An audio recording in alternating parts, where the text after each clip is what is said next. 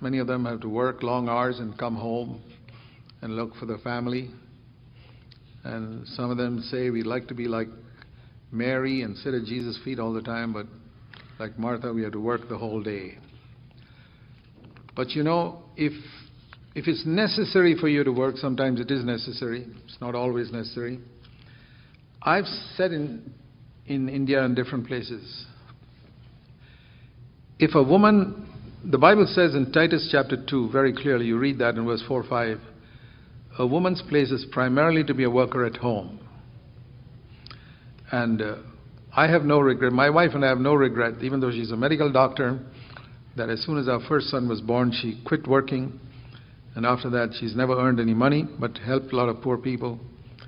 But we don't regret it. And we took that decision when we were very, very poor. So it's not that we had plenty of money to live on, because I was trusting the Lord for my needs.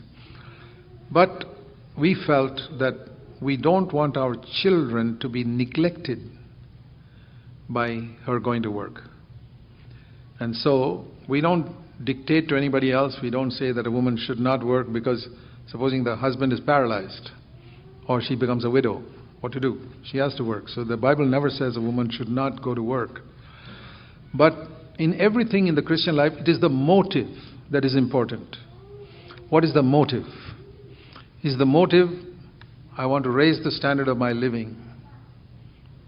Or is it, it's necessary? Without this amount of income, we cannot live. So there are two reasons why women work. One is to raise the standard of living. They want to live at a higher level. And the other is out of necessity. If it is out of necessity, God will give you grace. And your children will follow the Lord. If it is to raise your standard of living, you will not get that grace, and most likely your children will drift away. When I say drift away, I mean they'll nominally say they are born again and sit in some church, but I believe that 90% of people who call themselves born again are not born again. They're not serious about discipleship. They're not eager to follow the Lord. And I didn't want even one of my children to be like that. I didn't want my children just to say, I'm born again, I'm baptized, I'm going to heaven. I say, forget it. I'm ashamed of you if you're that type of child. I want to be a serious, wholehearted disciple of Jesus who's a witness for Christ, fiery witness for Christ. And if I had 10 children, I want every one of them to be fiery witnesses for Christ. What do you want? Somebody who just goes to heaven when he dies? I don't want a child like that. And I hope you don't want a child like that who just wants to go to heaven when he dies. It's a very selfish way to live. After Christ dying on the cross for me and giving his whole life for me, all I want to do is go to heaven when I die? No, I want to live my whole life for him. And that's how I want all my children to be. And I hope you want your children to be like that. So if you want your children to be like that, you need to spend time with them. And that's why I don't regret, my wife and I don't regret that today we have 4 sons who are following the Lord.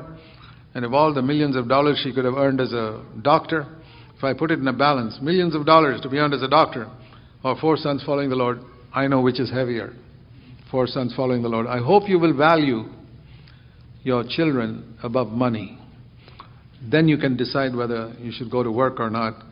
And then, if it's out of necessity, I can tell you God will give you amazing grace to take care of both needs.